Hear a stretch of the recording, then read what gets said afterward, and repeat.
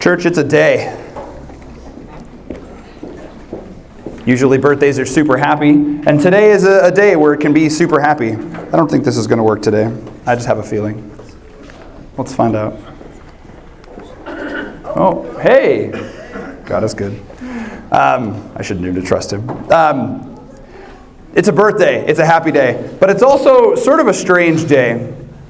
And here's what I mean. Pentecost was not like a normal birthday celebration. So when I say oh, it's the church's birthday, that's true. But something happened on Pentecost. It's actually sort of like a death and a birth kind of at the same time. Because if you follow through the witness of the Bible, church, if you want to call it that, or their temple experience had always been one way. It had always been a very particular style. It had always been a very particular perspective. And what happened on Pentecost Sunday is that all of that changed. The nature of the kind of people who participated changed. The way in which we participated was solidified. It was a very big move for the people of God. And here's what I mean. So from the very beginning, the very opening pages of the Bible, we find people walking in the presence of God. That's Adam and Eve's experience. They dwell in the garden with God. And then because sin enters the equation, everything changes. They experience death. There's an animal sacrifice so that they can... and before you're like, that's not in there, God gives them clothes to wear of animal skins. I've never met an animal without skin that has no problems. So there's an animal sacrifice. And so the entire Old Testament is a witness to this process of sacrifice and substitution.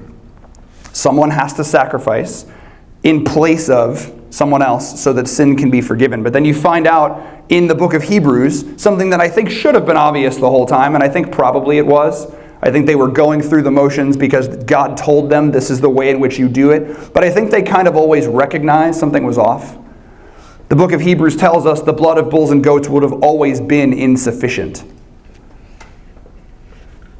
Why? Well, so as an example, I don't own a bull. I don't own a goat. I own a dog.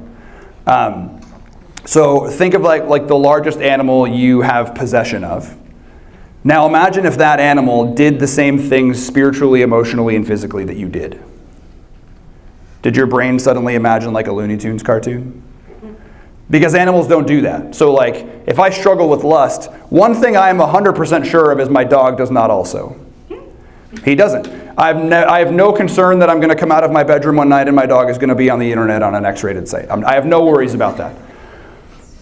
And that's the problem with using animals as a substitution, is it's not an apples to apples thing. It's not an even trade. And so the practice of substitutionary atonement, to use a big word you can forget immediately after I finish saying it, the practice of substitutionary atonement was just to show us how the system works, not to actually work the system. So the birth of the church was the birth of something very special, which is that now we've seen what that process was working towards. We saw Jesus on a cross die and then several days later rise again. We saw that happen. So now we know what the whole process was meant to be. That's really exciting. Pentecost solidifies that. But it solidifies something else too. Remember I said it solidifies the people that organize that. And so if you follow through the witness of the Old Testament, there's always a handful of people whose job it is to do the sacrifices, to say the prayers, to care for the people spiritually. There's always a chunk. God set apart the tribe of Levi, and he said, you are those people. You're going to do that thing. And so all throughout the Old Testament, you have people from that tribe doing that work. And then something interesting happens. Jesus shows up, and he lives, and he dies, and he rises, and he ascends. And then on Pentecost Sunday, something becomes very clear. No longer is there a subsection of people whose responsibility it is to pray for the healing of the nation. It's no longer a small group of people whose responsibility it is to read the scripture and teach other people. It becomes the job of the church. And then somehow over the course of 2,000 years, we've walked backwards into saying, oh, it's the job of the people who work at the church. So So if somebody sent you an email and said, who do you suppose is the person you would go to if you want Bible knowledge in the church? I imagine most people would say someone like, oh, I'd probably go talk to the pastor. I'd talk to like the worship director. I'd talk to the leader. I may talk to an elder. Like they'd pick the leaders of the church they attend. Probably if I sent you that email, you'd probably answer similarly. Here's what's cool about Pentecost. Pentecost teaches us that is a position we choose to put ourselves in.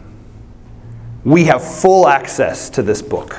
We have full access to the Bible. It's in a language we can understand. It's at a price point, free, where we can just read it on the internet. Like it's there for us. And so when we gather as a church, what we're doing is we're gathering as the priests, just like the prophets and priests did in the Old Testament, except that it's everybody. Everybody can enter in. Everyone can pray for healing for the people in their lives. Everyone can read the Bible and teach someone. Everyone can do that.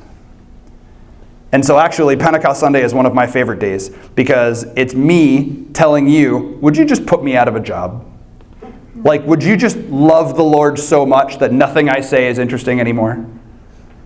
That would be awesome. I don't know what I would do.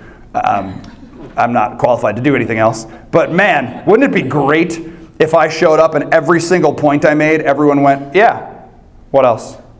Like, I would love that. Also terrifying. But that's the access we're given. That's the access we're given. And so we've been in this series called Religion and Revolution, walking through Mark, leading up to Pentecost. Like the whole Gospel of Mark is all the things that make like the exclamation point when I say Pentecost. Like everything we're reading is the exclamation point. It's all the things Jesus has done to create this revolution for God's people.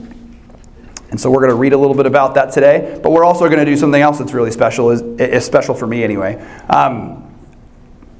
52 Sunday, Saturday, Friday, 52 days. I can't believe I just did that in public. 52 days ago, there was a Good Friday service that we hosted. I'm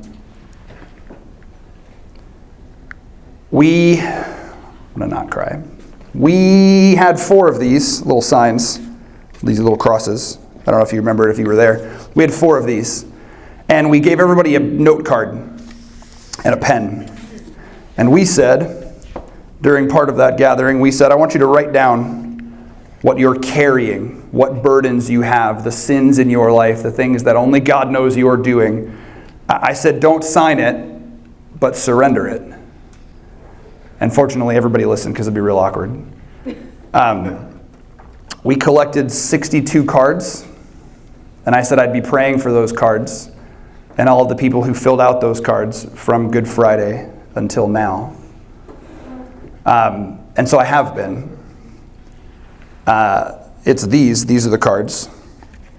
In my prayers over the last week about what I was supposed to do with these cards today, I felt God very strongly telling me to just carry them with me, and so they've been in my back pocket all morning. But here's what's great. At the end of the service, so at the beginning of Pentecost, it says that fire descended. We're going to use that as a starting point. And so at the end of our gathering this morning, we've got some more songs we're going to sing after the message. And then we're going to go outside. And we're going to burn those cards. And the reason we're going to do that is the Spirit of God is often paralleled with fire. And what fire does is it consumes things. It makes them into different things. You can use fire to create. You can use fire to destroy. And we're going to do both. We're going to use fire to destroy any written record of those sins that all of you carried. And what we're going to create in its place is a freedom in your heart that those things are not who you are anymore. And I'm really excited about it. And it's not an accident that we're going to read today in the Gospel of Mark about a dude who is radically unqualified, who has a lot of those sins, and how God transforms his life. So, we're going to read the Bible.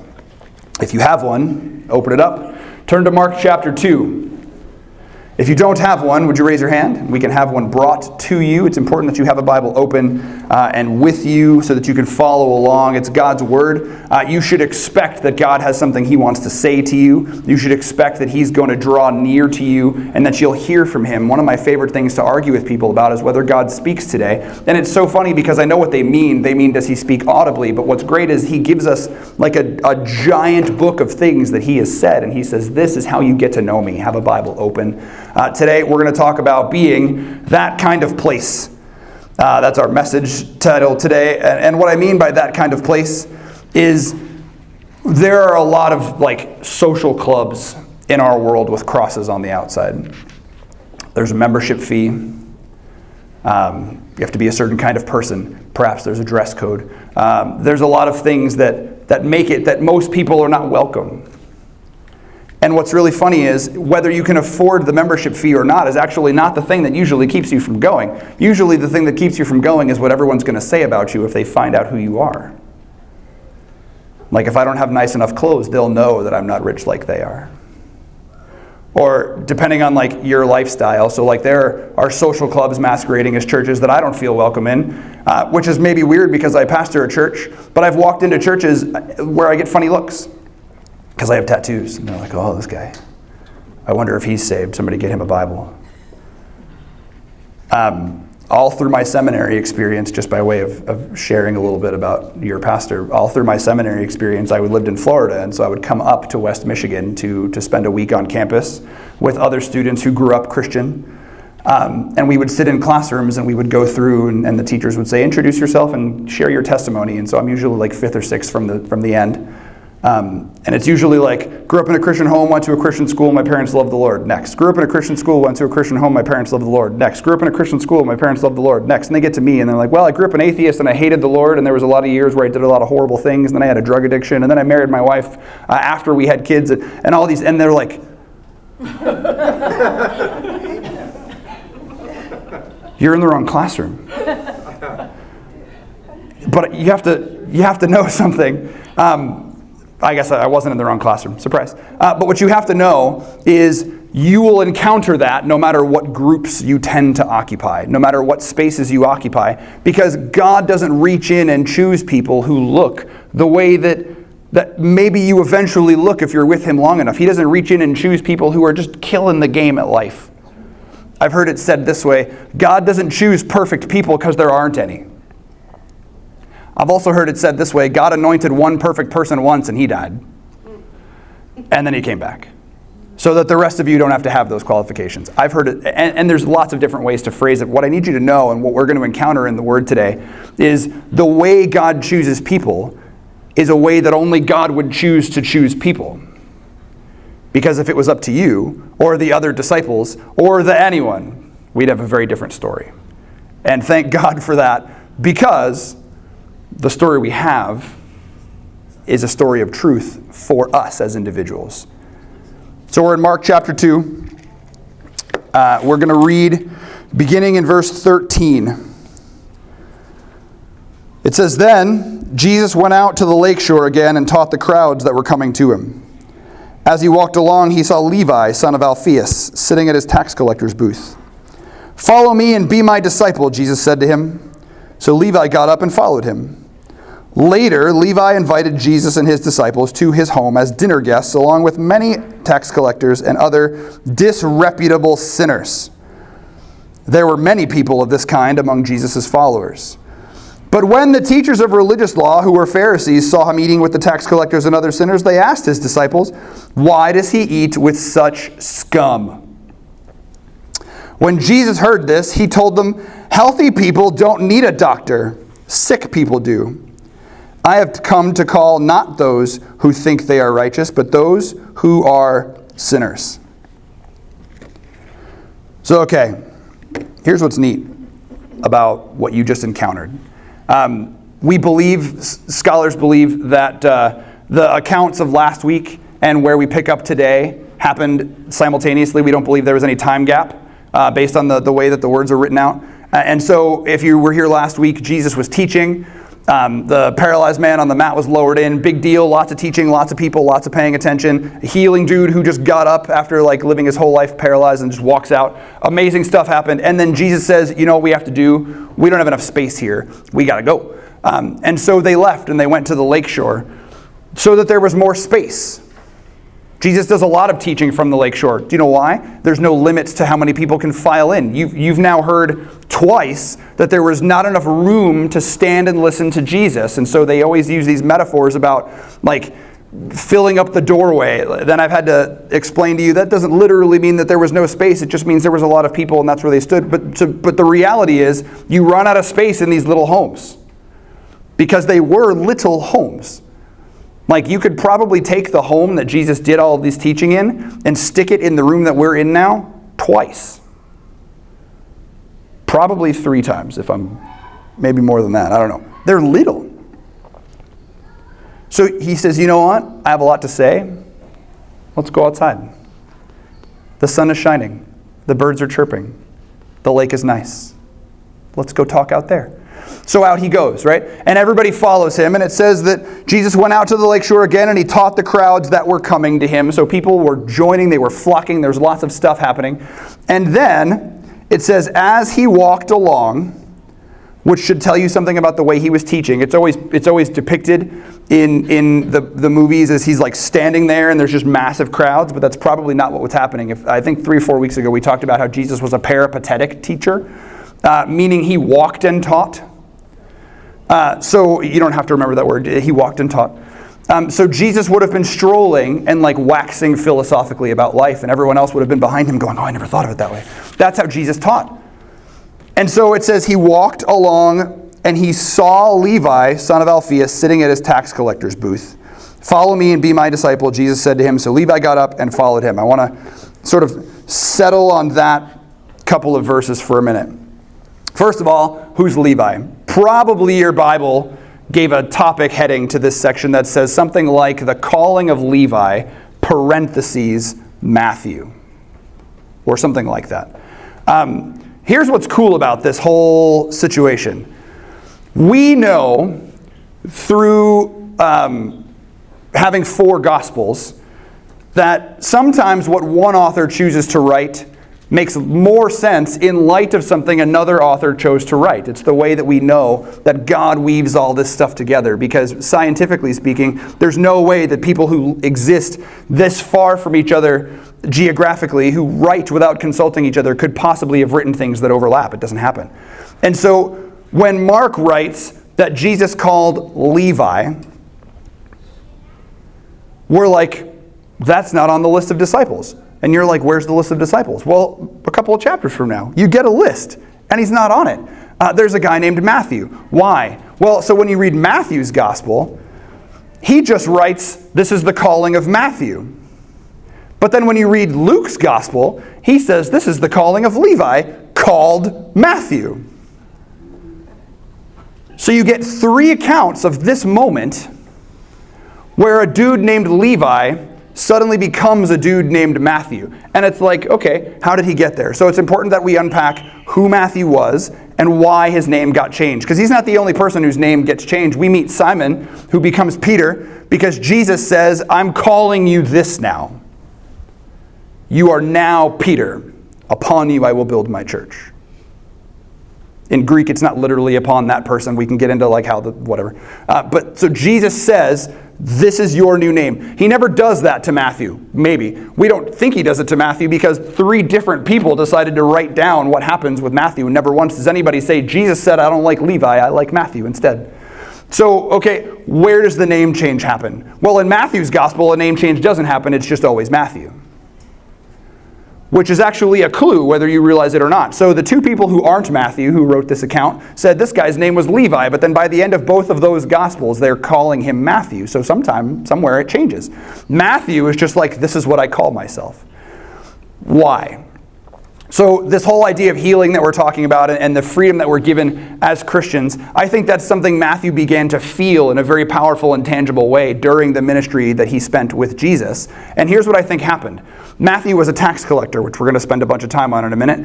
But people aren't fond of those people. In fact, being a tax collector meant that if you were anywhere outside of the guard of the Romans, you were in danger.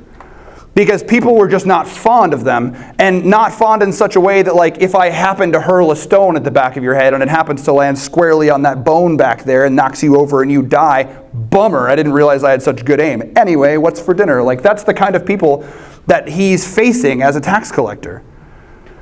And so, if he's leaving his tax booth, which you need to know was like the most ridiculous decision. Like just bananas to leave the tax booth. I'm going to get there. I'm getting ahead of myself. He would have been in danger all the time. He would have endangered the people he was with just by being with them. And he's with Jesus, who he recognizes is a very big deal. He would have done everything he could to protect Jesus. I think that's the first reason he chooses to change his own name. I think there's a second reason, which is sometimes something happens in your life and you realize, I am not the same person I was before. Have you ever felt that way? I think that happens to us more often than we realize, and we don't actually change our names. We actually drop things that we've chosen to name ourselves. What do you mean, Adam? How many of you have ever quit smoking? Okay. While you're smoking and someone says, are you currently carrying cigarettes? You probably made a comment like, of course I am. I'm a smoker. It's a title. It identifies you. That's what names are.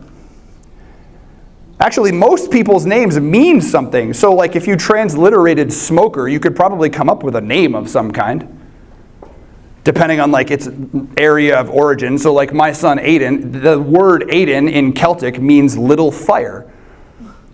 So like if he was a pyromaniac, it would make a lot of sense. He's not, praise the Lord. But like that's actually how names used to be given. And so just like someone would say to an alcoholic, you're an alcoholic, that is who you are, people would look at a tax collector and say, that's Levi the tax collector. It would have been part of who he was. And so I think when you encounter Jesus in a way that radically changes everything about you, at least for Matthew, he was like, I'm not Levi the tax collector. No. And I think Matthew was him giving himself a name that would always remind him of who he was.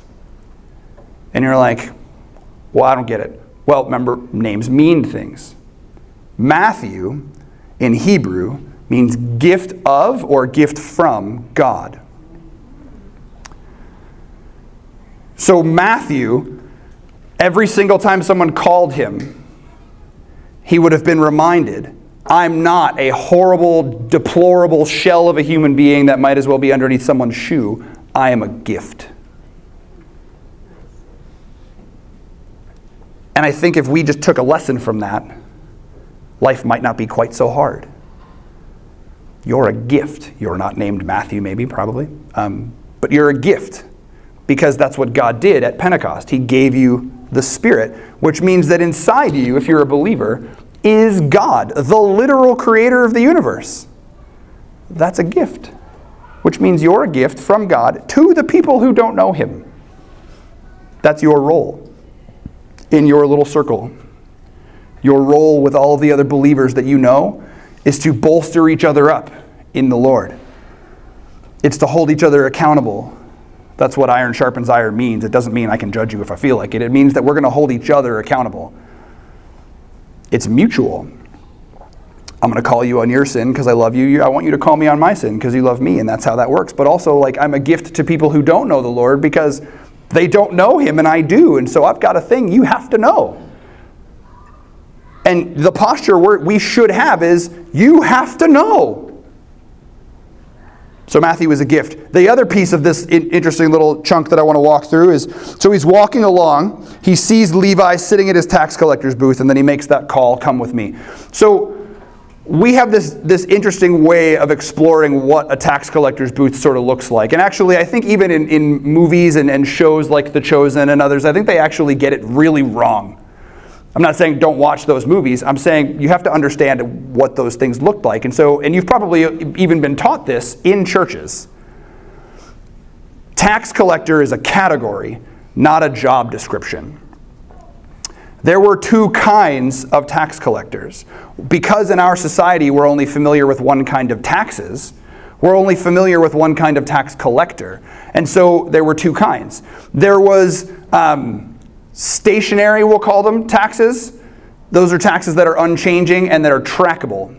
So like your income tax is trackable. It's a rate. It is taken from your check, regardless of how big or small your check is. It's the same rate.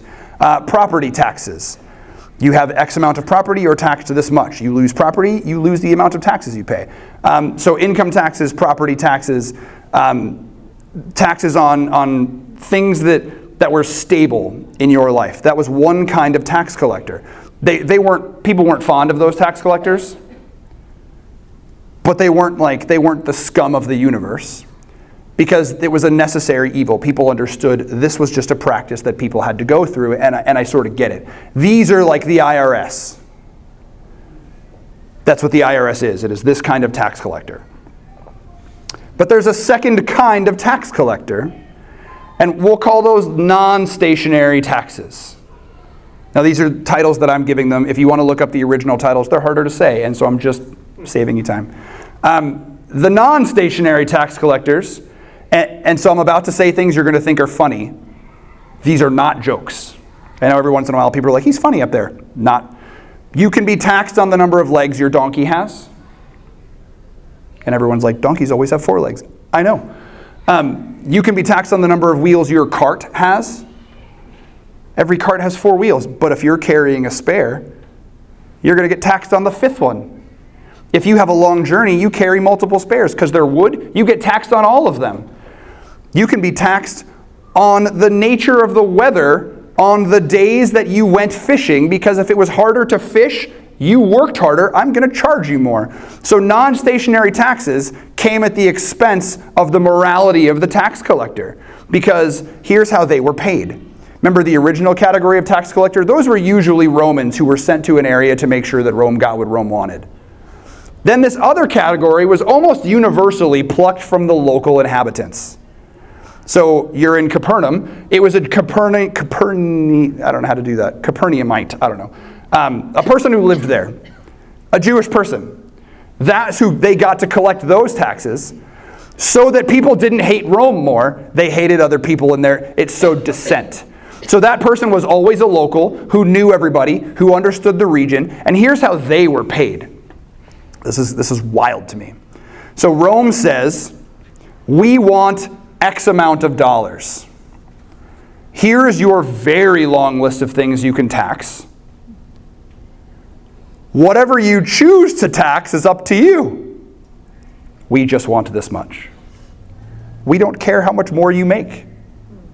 It's the most depraved system, because you're telling someone who's never had the opportunity to make that kind of money, you can make any amount of money you want. It happens to be on the backs of everyone you know and love, and they're going to turn their backs on you anyway, so who cares? And that's who Matthew was. Or Levi, I should make the distinction. That's who Levi was. Levi was that second kind of tax collector. So he was radically wealthy, stupid lonely, and hated by everyone.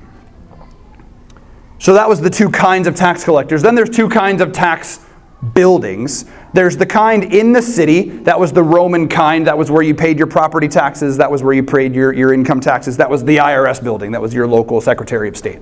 Then there were other kinds of tax booths that were just a little building with an individual inside and a guard on either side.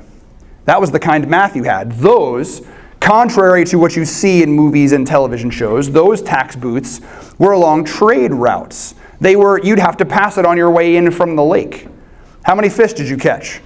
Well, I only caught 20. Well, what a coincidence. 20 happens to be the threshold today, and so you're actually paying double.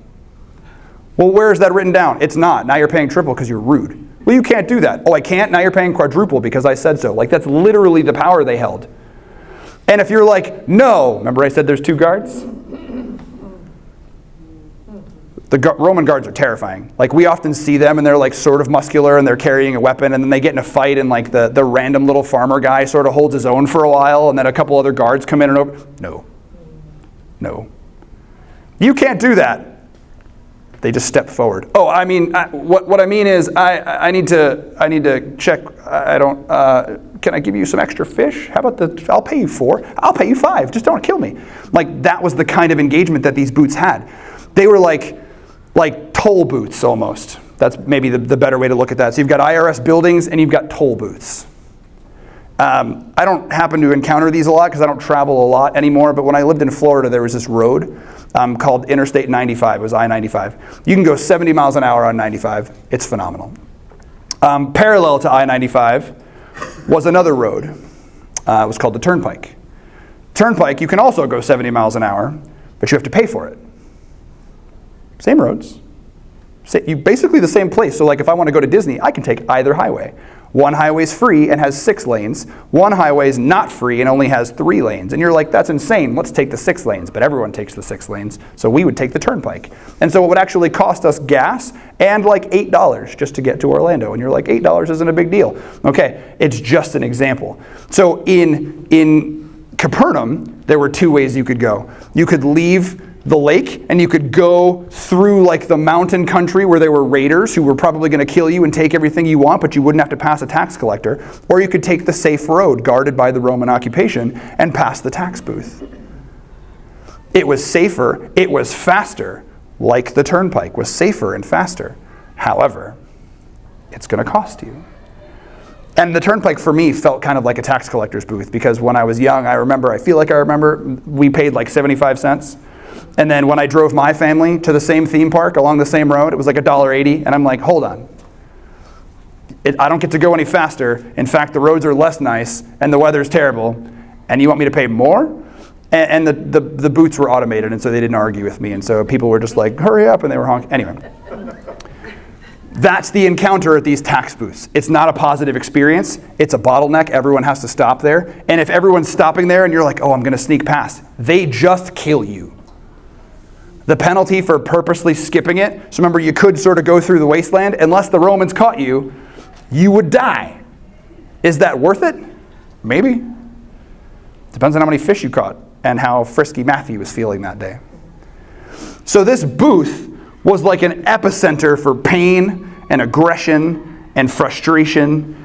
And it was a special place for Matthew because he was simultaneously at risk of imminent death and held more power than he was ever going to hold ever in his life. That's the nature of the tax collector's booth.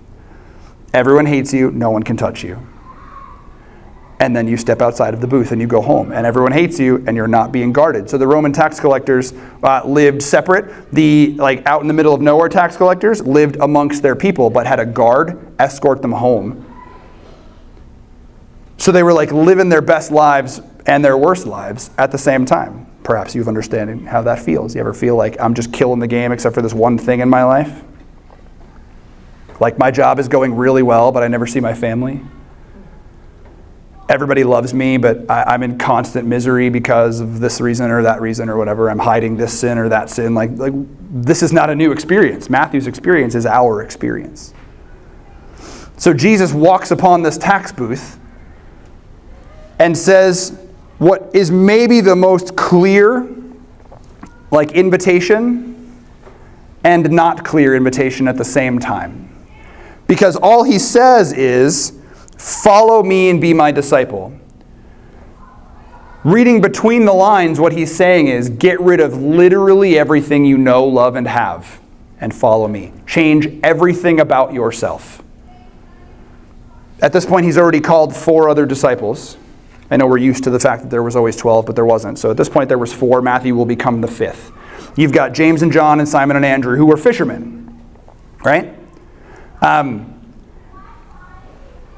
Let's say this doesn't work out.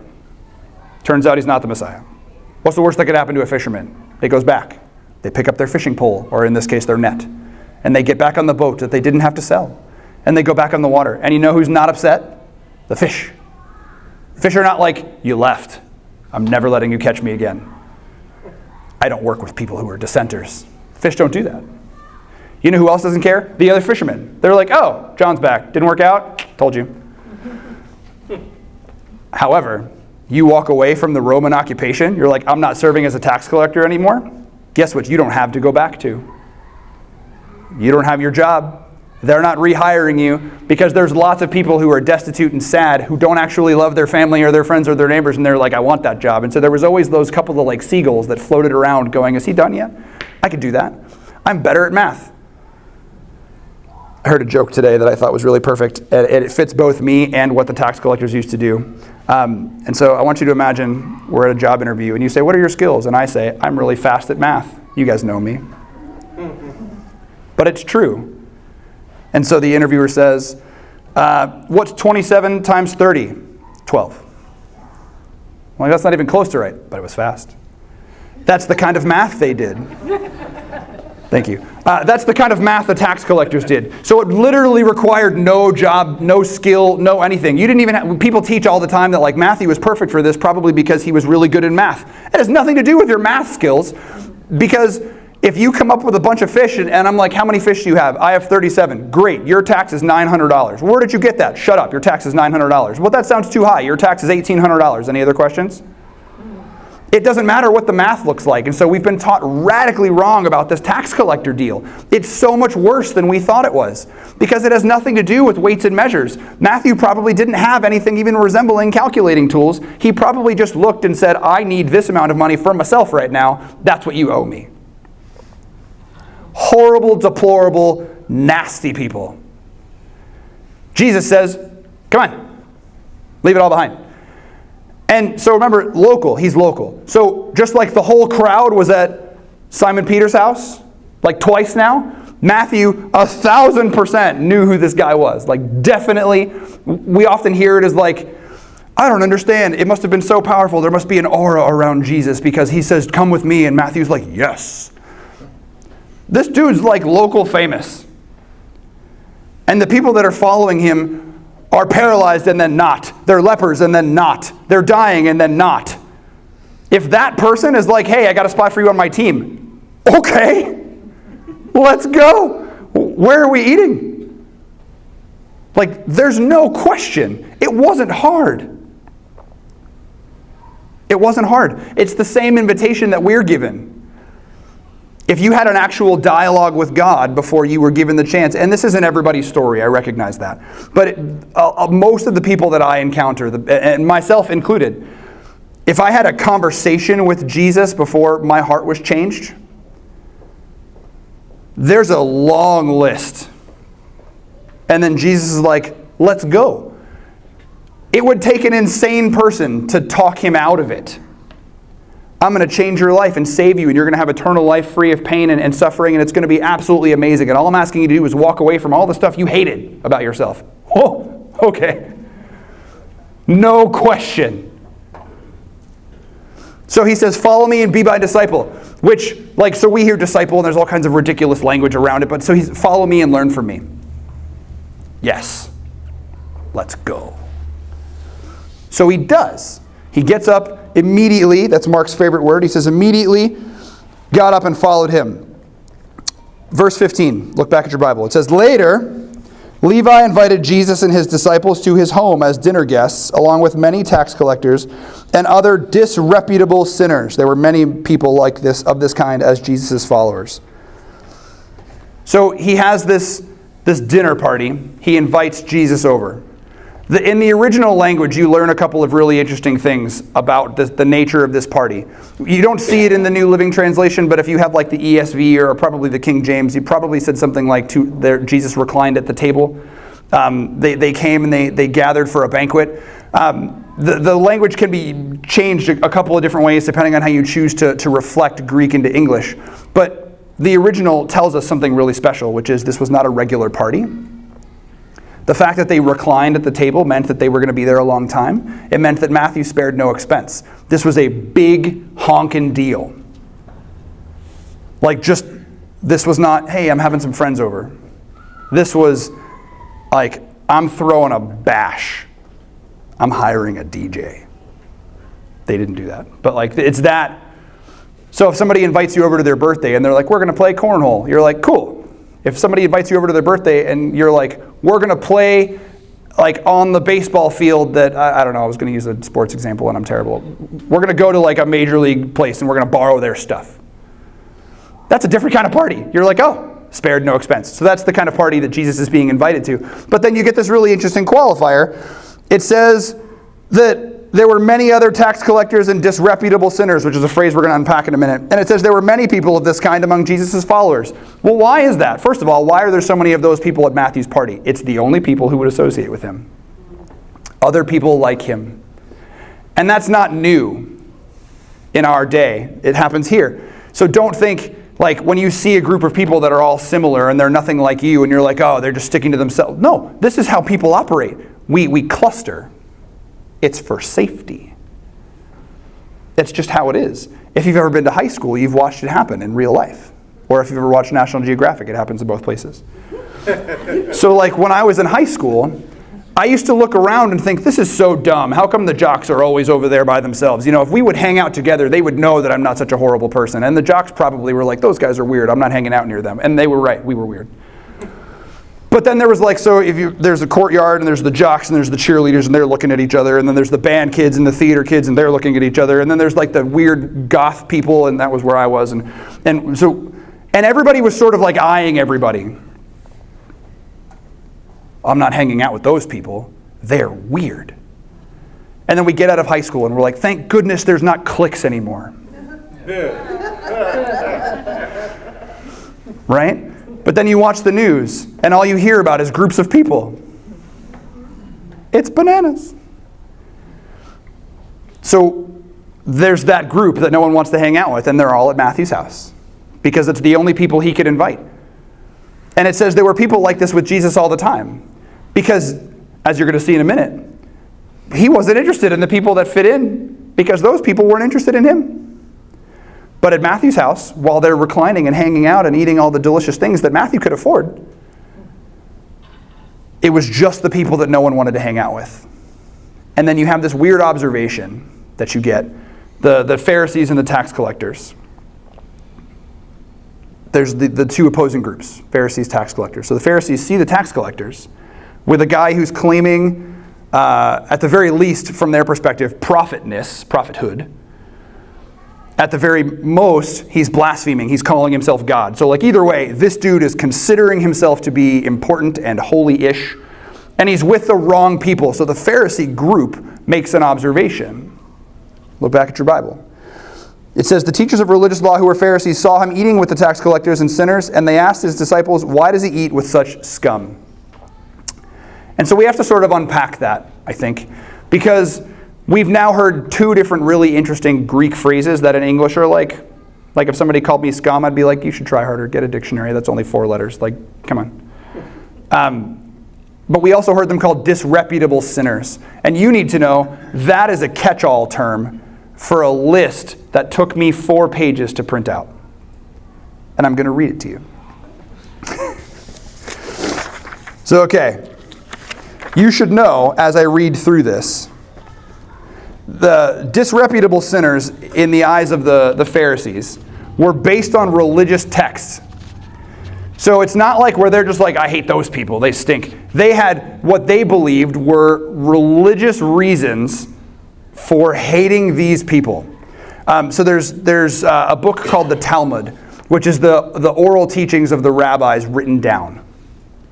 It might surprise you to know that the Talmud has the only things the Jews can actually point to that explicitly denies the deity of Christ, that proves that he wasn't the Messiah. And the Talmud, by absolutely radical coincidence, is dated back to right after Jesus died. Like, oh, he proves that he is who he says he is by rising from the dead. You know what we need? We need new religious texts. So they wrote it down. And then they're like, look, see? So, okay, here's the list. They had people who were ignorant of the Torah. Then they had tax collectors. They had thieves and bandits. They had prostitutes. They had Samaritans. They had Gentiles. They had non-observers of religious ritual purity laws. They had Sabbath violators, heretics and sectarians, gluttons and drunkards, men who consorted with disreputable women, publicans, which were not always tax collectors, but like anyone in politics, amen? People who sold or consumed non-kosher foods, those who mocked or ignored the oral Torah, which was their way of, that's what the Talmud became. So like anyone who said what you're teaching is not right. So like, don't tell me I'm wrong or you're a disreputable sinner. Then it said, then it had different categories. So it wasn't just if you were a disreputable sinner based on moral disreputability, which was the list I just read. Then you've also got ritual, social, and theological disreputability. So ritually impure people who were poor at legalistic observance, and people who didn't properly honor boundaries and maintain boundaries between the holy and the profane. So like anybody who didn't stop when they walked past the temple to say prayers, anybody who didn't bind on their hands, their feet, their chest, and their head the proper things every morning, people who didn't go through anything that had to do with the Lord. So it's 4 pages, and there's like subcategories. So I said 4 pages, I listed like 15 things. You're like, that's not 4 pages. But you have to know, like every single thing that they said, there were subcategories that I didn't read. They made it so incredibly easy to be racist against people and to hate other people that they felt good about it. They were like, look how good we're being at being religious. So when they say other disreputable sinners, they've created this massive list of people that they believed were so impure, like on that list, that you would rub off on me if I hung out with you. So remember a couple of weeks ago we talked about lepers, and the reason the lepers were forced to stay away is because that would literally rub off on you. And if you caught leprosy, you were now also unclean. So they thought that was characteristic of all sin. So like if you're a prostitute and you and I hang out, I'm now prostitutionally infected. Like I'm now suddenly lustful and I want to sell my body. Like that's how they believed it would rub off. So if you don't keep Sabbath and then I have dinner with you, next week I'm going to forget to keep Sabbath. I can't have that. So I can't hang out with them. We still have this today. This still happens. What do you mean, Adam? You ever met anybody who's like, I don't hang out with gay people?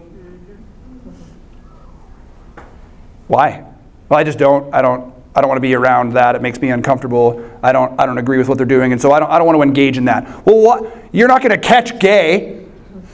That's not how that works. We do that with all kinds of different people. I only hang out with Republicans. Why? Because I don't want to have those really uncomfortable conversations. Why? Because they might change your mind? No, I just don't want to accidentally become a liberal. Like that's not. But for whatever reason, that's just how people believe that it works. It's like in our brain somewhere that we have to separate ourselves. You did it in high school. I did it in high school. It just comes out naturally in high school. I don't know why. My little cluster of people, we hated all the other clusters of people.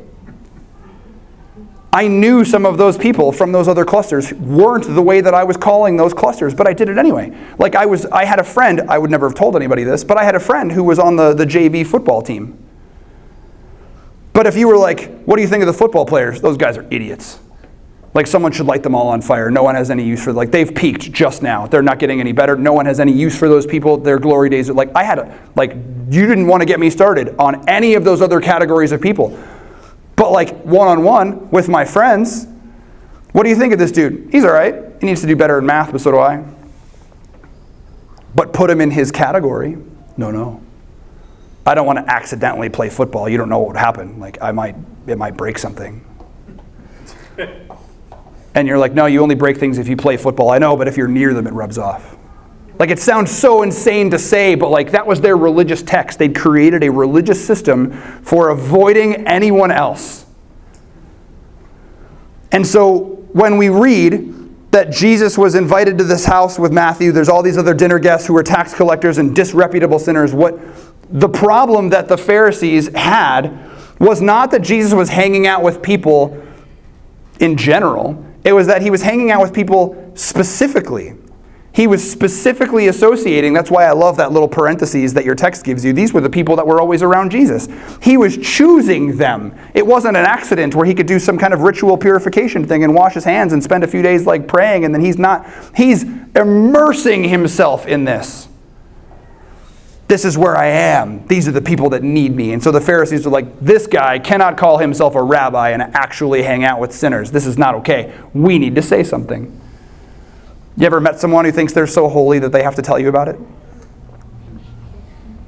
If you haven't, you've never posted anything religious on social media. Or political on social media. You've never posted an opinion on social media, like of any kind. Because they come out of the woodwork. It's like unbelievable. Jesus is the way, the truth, and the life. You're a bigot. Why? Because that's exclusionary. So you're saying I can't have this opinion? Yes, that's exclusionary. No, it's not. See how quickly it unravels? So they're like, hold on, Jesus needs to know. So look back at your Bible. It says, they saw him eating with tax collectors and other sinners, and they asked his disciples. They didn't ask him. They went and asked the other people. Like, guys, do you know who you're with? Why does he eat with such scum? Which, and I love that I get to read that word, because in Greek it carries like a really heavy profanity to it. Like it wasn't profanity, but it carried the kind of shock that like if you had a microphone and you shouted the F word, that response is what that word would have done. So I'm like, scum, and you're like, that's offensive. If I dropped the F-bomb, like, why do you hang out with this MF-er? You guys would be like, whoa, right? That's the heaviness in their statement. It's just letters. It could mean anything. Jesus heard it, and he tells them. So this is one of those situations where, like, I imagine the disciples are having a conversation, and Jesus hears it, and he goes, oh, no. And he gets up, and he goes over, and he goes, James, John, or whoever he's talking, I don't know, it doesn't say which disciples. Go sit down.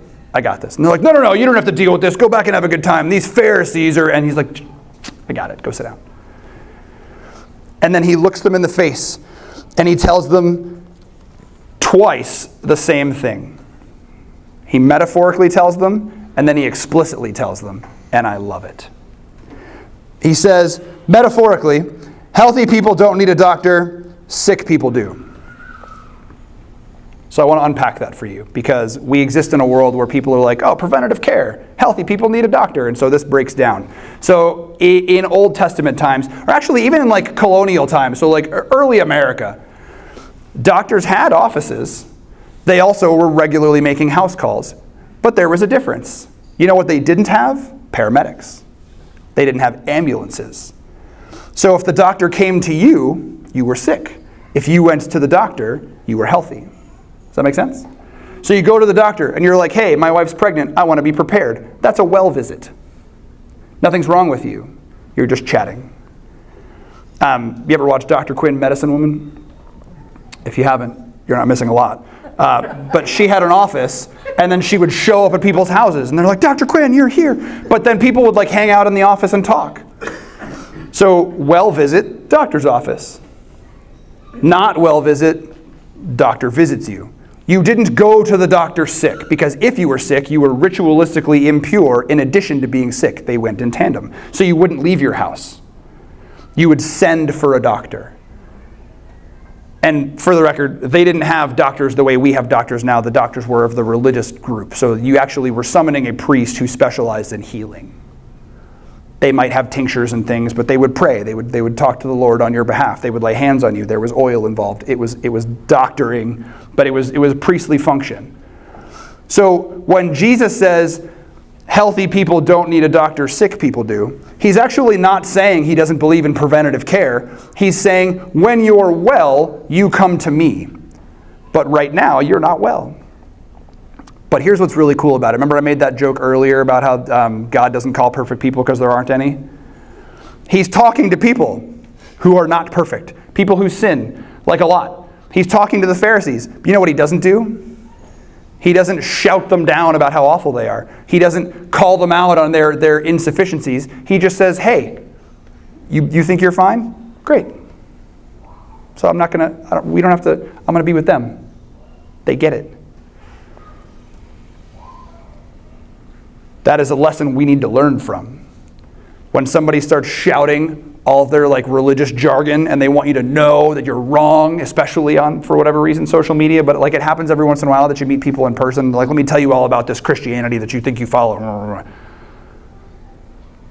You don't love Jesus, that's fine. I love Jesus. you don't have to fight them. Like it says, be ready to give a defense. But I think there's also something really powerful about discerning whether or not this person has ears to hear. Or if you just have mouths to speak. Like, oh, I have a perfect defense for this. I can't wait to destroy you with my Christian knowledge. I've been that person. I had a whole YouTube channel about that kind of person. Don't go look at it. I mean, maybe do, I don't know. But like, it's not a person that I'm happy about. Because I was like, you want to disagree? I'm going to destroy you. Right? With grace. But mostly with truth. You think you have the truth? I have the truth. You can't handle the truth. Anyway, and that's the problem, I think, is that generally speaking, the most outspoken platform-given Christians do that. They're the Pharisees. Sometimes when you talk to people and you encounter people, they just want you to know they disagree. They don't want to have a dialogue. They're not interested in your truth and their truth and where the two betwixt. They don't care. They're just like, you're wrong. You have a sky daddy. He's not real. And you don't have to have an apologetic defense that slaughters all of their preconceived. You don't have to. You should. But if you're being attacked, sometimes it's just, hey, all right. Agree to disagree. Have fun being wrong. Don't do that. In your head. Do that in your head. So Jesus responds, healthy people don't need a doctor, sick people do. That is his metaphorical response. You guys think you're fine? No wonder I'm not talking to you. These people know that they're not fine. I'm talking to them. Then he comes at them like specifically and clearly. He says, I have come. He's already done the doctor demonstration. Remember, when do doctors go? Doctors go for sick people. He says, I have come to call, which is to say, I'm bringing them out of where they are. I'm drawing them to me. I'm taking them from where they are to a different place. That's what that word has the connotation of. To call not those who think, passive aggressive, they are righteous, but those who know they are sinners. I'm not trying to convince you that you're wrong. I'm trying to help them see a better way forward. You want to get on the boat? That's fine. These people can't even see the boat. I want to help them. That's what he's saying. And it's awesome. Because he doesn't say, you're too sinful for me. You're too righteous for me. He doesn't categorize them at all. He actually doesn't even try to enter them into the discussion. He just says, you know what? You're right. You're fine. You believe you're fine? You just keep believing that. Good. I've got these people. This is a full room of people who know they're not fine. Like they know they're not fine. You ever watched any medical show? My favorite medical show was House. But everyone seems to have their favorite like medical show. And there's always that one episode where a husband or a wife brings in their spouse and they're like, this person, they're acting weird, something's wrong, I know it. And the doctor goes, let me take a look. And they're like, no, I'm fine. Eventually, especially Dr. House, he's like, great. See you later. And then because it's TV, they walk out into the lobby and they collapse. Right? And the spouse is shocked that it happened again. And the doctor is like, somebody help them up. Let's get an x-ray. And then they go do the doctor things, right? That's what Jesus is doing. He's like, you're okay? You're okay. No problem. You're okay. And he goes back to what he was doing.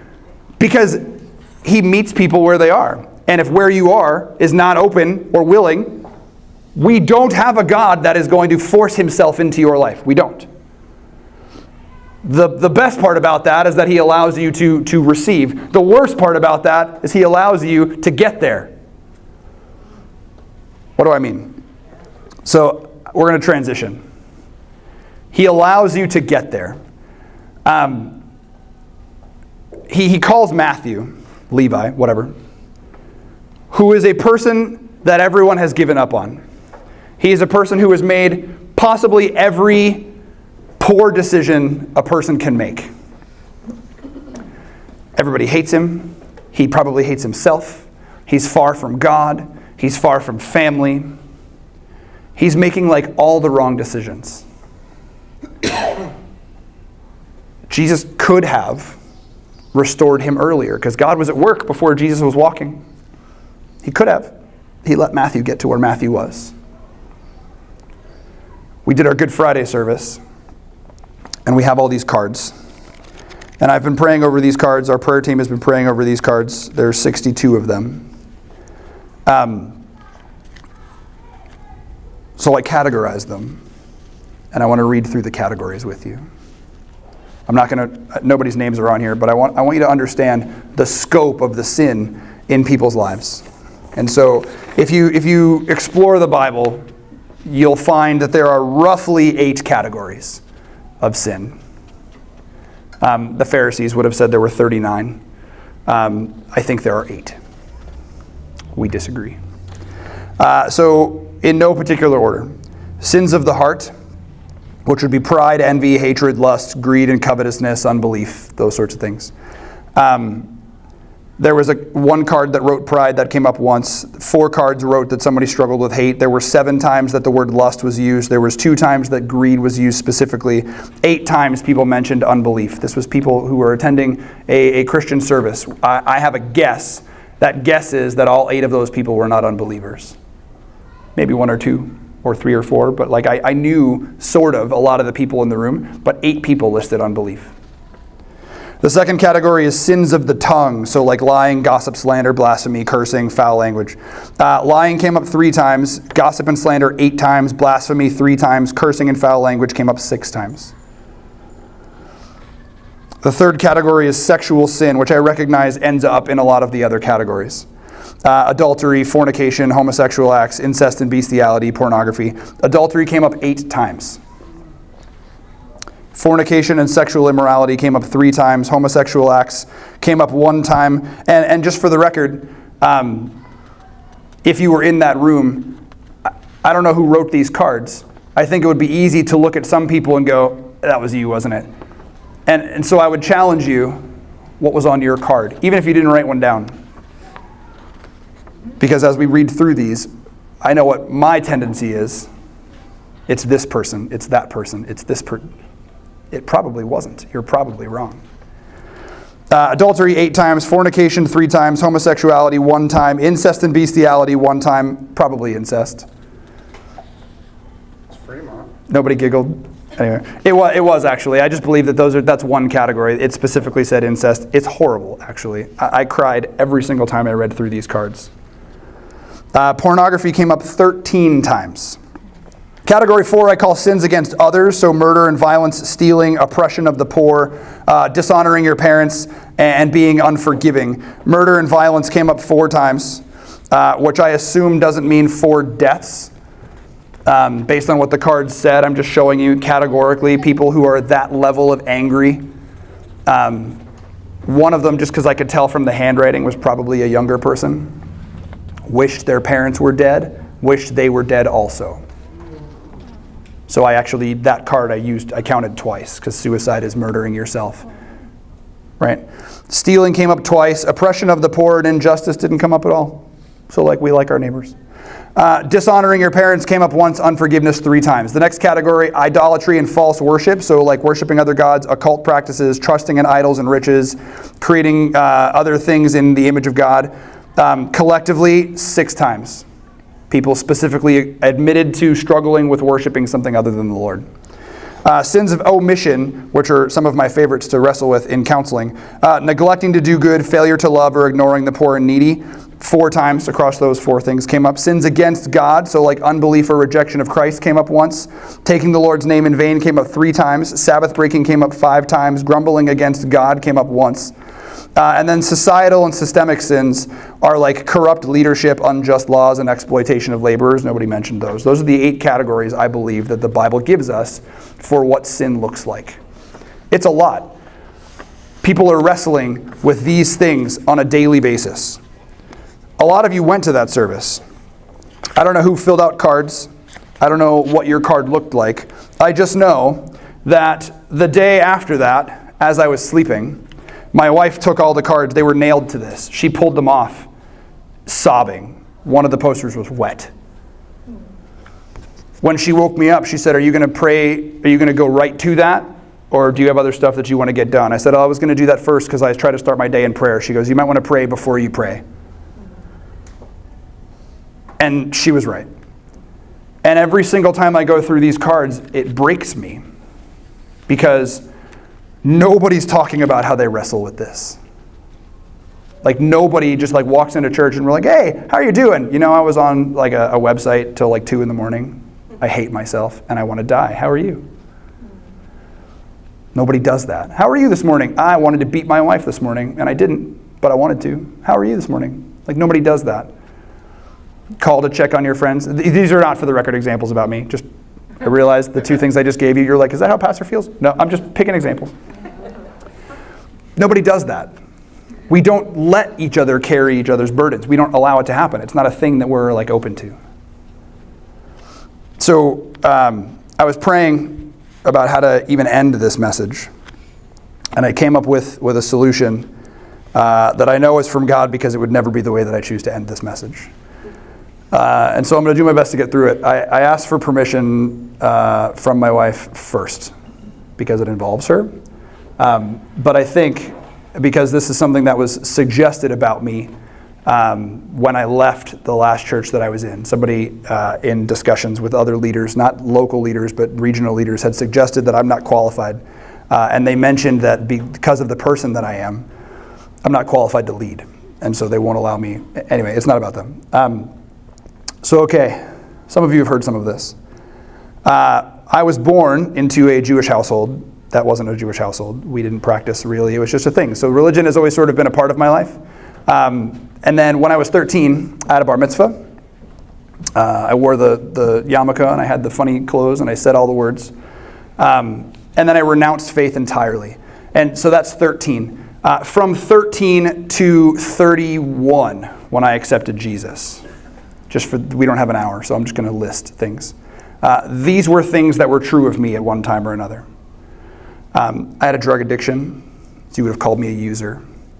I was a user of women as early as high school. That didn't go away until I was an adult. I was rude and disrespectful to like literally everybody. My mom's in the room, you should ask her. Actually, you shouldn't ask her, that would be weird.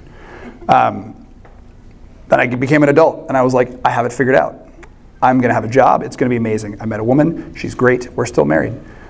You'll be shocked at that when I finish the list.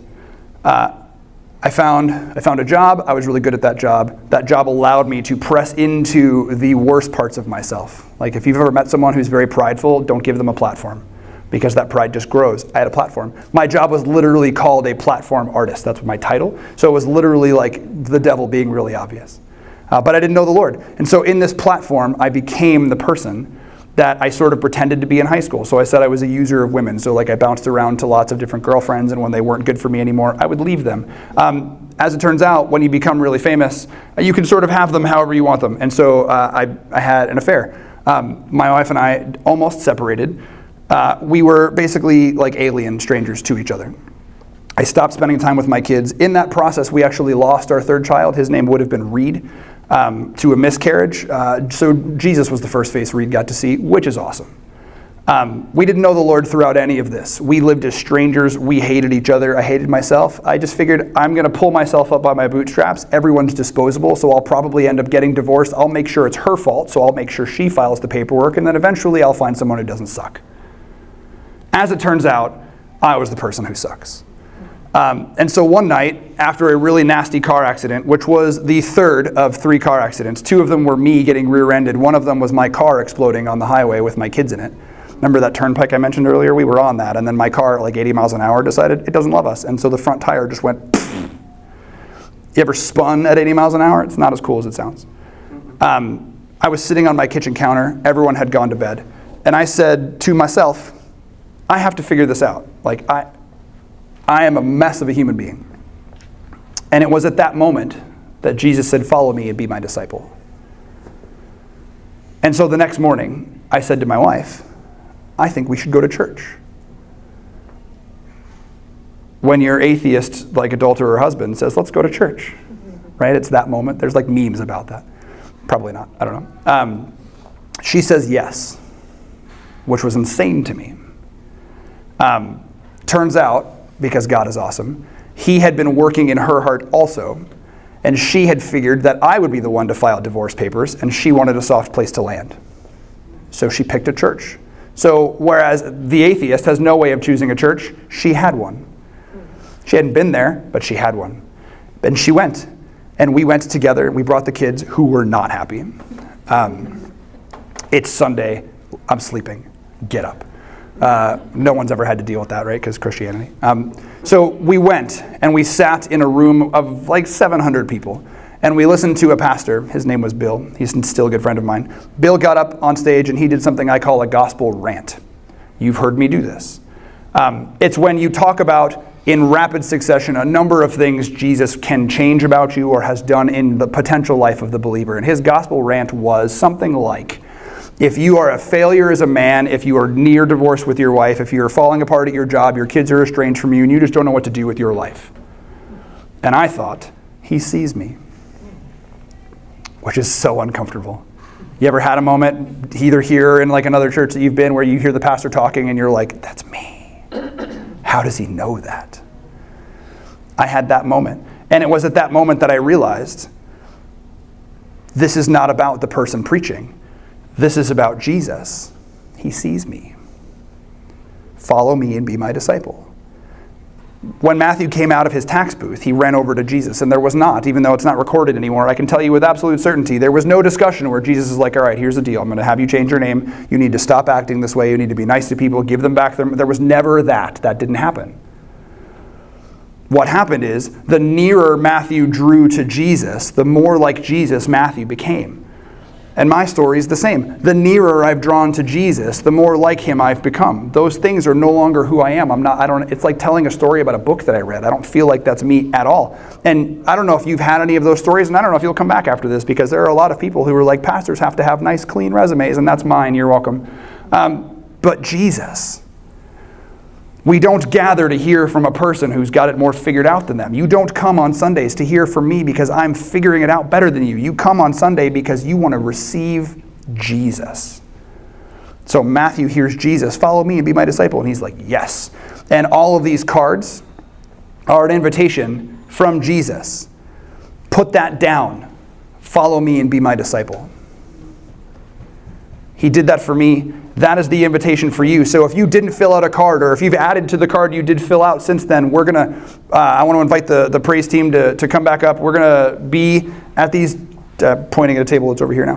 We're going to be at these two tables again during this music, and then we're going to end this service in a very special way. So normally I come up after the last song and I talk some more. After the third song, I would like if everybody, just when it's over, leave out that door. We're going to start a fire, and we're going to burn those cards.